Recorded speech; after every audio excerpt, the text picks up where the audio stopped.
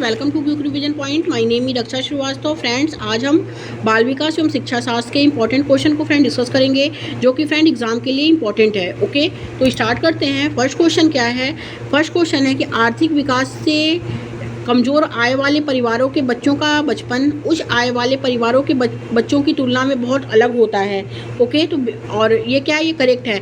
और कारण आर है कि अलग अलग संस्कृतियों में बच्चों द्वारा बचपन का काल अलग अलग अनुभव द्वारा किया जाता है, तो ये भी करेक्ट है। तो ए और आर क्या है फ्रेंड, इसमें दोनों सही है, और आर जो है वो सही व्याख्या करता है एक ही। ओके, तो करेक्ट आंसर इसमें फर्स्ट हो जाएगा, क्योंकि जो बढ़ती उम्र के साथ बच्चों को जो अनुभव मिलता है, बढ़ती उम्र के साथ बच्चों को जो अनुभव मिलता है उससे बच्चों का क्या होता है, विकास होता है। और प्रत्येक बच्चे का विकास अपने ढंग से होता है, दूसरों से अलग जो होता है, दूसरों से अलग होता है। ओके, अपने ढंग से और दूसरों से अलग होता है। तो करेक्ट आंसर जो होगा फ्रेंड इसमें फर्स्ट हो जाएगा। नेक्स्ट क्वेश्चन देखेंगे। निम्नलिखित उदाहरण विकास के किस सिद्धांत की व्याख्या करता है? निम्नलिखित उदाहरण जो है वो विकास के किस सिद्धांत की व्याख्या करता है? फर्स्ट ए, एक बच्ची चलने से पहले खड़ा होना सीखती है और बच्चे से पहले और बोलने से पहले बड़बड़ाना। निम्नलिखित उदाहरण विकास के किस सिद्धांत की व्याख्या करता है? कि एक बच्ची जो है वो चलने से पहले खड़ा होना सीखती है और बोलने से पहले बड़बड़ाना। तो फर्स्ट इसमें विकास जो होता है क्रमबद्ध होता है, सेकंड है विकास का क्रम सिर से पैर की ओर होता है, और थर्ड है इसमें विकास अव्यवस्थित होता है, और फोर्थ है विकास केंद्र से हाथ पैर की तरफ होता है। तो करेक्ट आंसर जो होगा इसमें कि एक बच्ची चलने से पहले खड़ा होना सीखती है और बोलने से पहले बड़बड़ाना, तो वो है विकास क्रमबद्ध होता है। करेक्ट आंसर फर्स्ट हो है, क्योंकि विकास का क्रम जो होता है दिशा शीर्षगामी और अधोगामी होता है। ओके, विकास का क्रम जो होता है वो दिशा शीर्षगामी और अधोगामी होता है। तो राइट आंसर इसमें फर्स्ट हो जाएगा फ्रेंड्स। नेक्स्ट क्वेश्चन देखेंगे। विकासात्मक परिवर्तन जो फर्स्ट है इसमें एक क्रमबद्ध और क्रमिक तरीके से होता है। विकासात्मक परिवर्तन जो है एक क्रमबद्ध और क्रमिक तरीके से होते हैं। ओके, और सेकंड है शैशवावस्था में बहुत तेज गति से होते हैं, और फिर किशोरावस्था तक कोई वृद्धि नहीं होती है, और थर्ड है हमेशा रैखिक तरीके से होते हैं, चक्री ढंग से नहीं। एंड फोर्थ है किशोरावस्था तक आगे की ओर होते हैं और फिर पीछे की ओर बढ़ते हैं।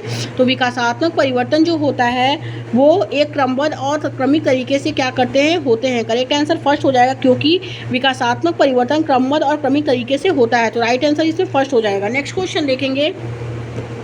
कथन ए है कि बच्चों के विकास के सभी मार्ग व प्रगति का सटीकता से पूर्वानुमान नहीं लगाया जा सकता है। बच्चों के विकास के मार्ग व प्रगति का सटीकता से पूर्वानुमान नहीं लगाया जा सकता है, बिल्कुल करेक्ट है। और तर्क आर है कि आनुवंशिकता व पर्यावरणीय कारकों के अनूठा संयोजन बच्चों में अलग अलग बदलाव का मार्ग तय करते हैं, ये भी करेक्ट है। तो ए और आर क्या है, इसमें दोनों सही है, और आर जो है सही व्याख्या करता है एक ही। ओके, तो करेक्ट आंसर इसमें फर्स्ट हो जाएगा, क्योंकि विकास का पूर्वानुमान कभी सटीक नहीं होता है। विकास का जो पूर्वानुमान होता है वो कभी सटीक नहीं होता है। यह अपेक्षाकृत है कि जिस वातावरण एवं आनुवंशिकता दोनों की अंतःक्रिया का प्रभाव पड़ता है, जिससे बच्चों में व्यक्तिगत भिन्नता क्या है, मिलती है। ओके, तो राइट आंसर जो होगा फ्रेंड वो फर्स्ट हो जाएगा। आगे देखेंगे। नेक्स्ट क्वेश्चन क्या है? नेक्स्ट क्वेश्चन है, कथन ए कहता है कि बच्चों के विकास की प्रगति को दूसरे बच्चों से तुलना करके सही ढंग से शुद्धता से सटीकता से मापा जाता है। बच्चों के विकास की प्रगति को दूसरे बच्चों से तुलना करके सही ढंग से शुद्धता से सटीकता से मापा जा सकता है, बिल्कुल गलत है। ओके, तो जो बच्चों के विकास की प्रगति को दूसरे बच्चों से तुलना करके सही ढंग से शुद्धता से सटीकता से मापा जाता है, तो ये गलत है फ्रेंड। तुलना जो आ गया तो ये गलत। तर्क आर क्या है कि विकास का स्वरूप व अनुक्रम एवं विकास की गति सभी बच्चों के लिए सार्वभौमिक रूप में समान होती है, तो ये भी गलत है। तो ए और आर क्या है, इसमें दोनों गलत है फ्रेंड। ओके, तो करेक्ट आंसर जो होगा वो 4 हो जाएगा, इसमें दोनों गलत है। तो ए और आर क्या है, दोनों गलत है, तो राइट आंसर 4 हो जाएगा। नेक्स्ट क्वेश्चन देखेंगे। विकासात्मक प्रक्रिया में असात्य के क्या मायने हैं? विकासात्मक प्रक्रिया में असात्य के क्या मायने, मतलब discontinuity in the developmental process refers to. First है new ways to understanding the world that emerge during the process of development. Second है negative breaks in the development process. Third है और downwards negative trend in development. And fourth है interference in the development process. तो होगा इसमें कि विकासात्मक प्रक्रिया में असात्य के क्या मायने हैं, तो वो है इसमें विकास की प्रक्रिया के दौरान उभरने वाले नए तरीके जो संसार को समझने में क्या करते हैं, मदद करते हैं। तो राइट आंसर इसमें फर्स्ट हो जाएगा फ्रेंड। नेक्स्ट क्वेश्चन देखेंगे, पालन पोषण की प्राधिकारिक शैली किस पर आधारित है?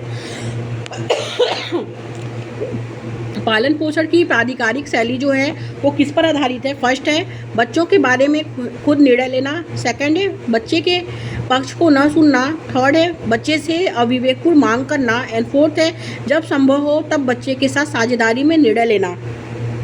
तो पालन पोषण की प्राधिकारिक शैली जो किस पर आधारित होती है? तो वो जब संभव हो तब बच्चे के साथ साझेदारी में निर्णय लेना। राइट आंसर 4 हो जाएगा क्योंकि प्राधिकारिक शैली बच्चे की भागीदारी को महत्वपूर्ण मानती है, क्योंकि प्राधिकारिक शैली जो होती है वो बच्चे की भागीदारी को क्या मानते हैं? वो महत्वपूर्ण मानते हैं। राइट आंसर जो होगा वो 4 हो जाएगा इसमें। नेक्स्ट क्वेश्चन देखेंगे। नेक्स्ट क्वेश्चन है कक्षा में विद्यार्थियों में पारस्परिक प्रतिस्पर्धा। कक्षा में विद्यार्थियों में पारस्परिक प्रतिस्पर्धा के लिए प्रेरित करने के कई परिणाम हो सकते हैं। कक्षा में विद्यार्थियों के पारस्परिक प्रतिस्पर्धा के लिए प्रेरित करने के कई परिणाम हो सकते हैं। आपके अनुसार निम्न में से कौन से प्रभाव बच्चे के विकास में हानिकारक हैं? तो कौन से हैं? फर्स्ट है इससे कक्षा में विजेता एवं हारे हुए विद्यार्थियों में विभेदीकरण होता है, बिल्कुल करेक्ट है। सेकंड है इससे विद्यार्थियों पर दबाव पड़ता है, वह चिंता का स्तर बढ़ जाता है जो उनके संज्ञानात्मक विकास को बाधित करता है, ये भी करेक्ट है। थर्ड है इससे बच्चा कक्षा में तारक विद्यार्थियों को चिन्हित करने के लिए बढ़ावा मिलता है जिनकी उपलब्धि पर स्कूल गर्व कर सकता है, ये भी करेक्ट है। एंड फोर्थ है इससे विद्यार्थियों को प्रतिस्पर्धिक बाजार केंद्रित अर्थव्यवस्था में ढलने के लिए तैयार किया जाता है, तो ये भी करेक्ट है। तो पहला, दूसरा, तीसरा, चौथा राइट है, तो राइट आंसर जो होगा इसमें वो 3rd हो जाएगा।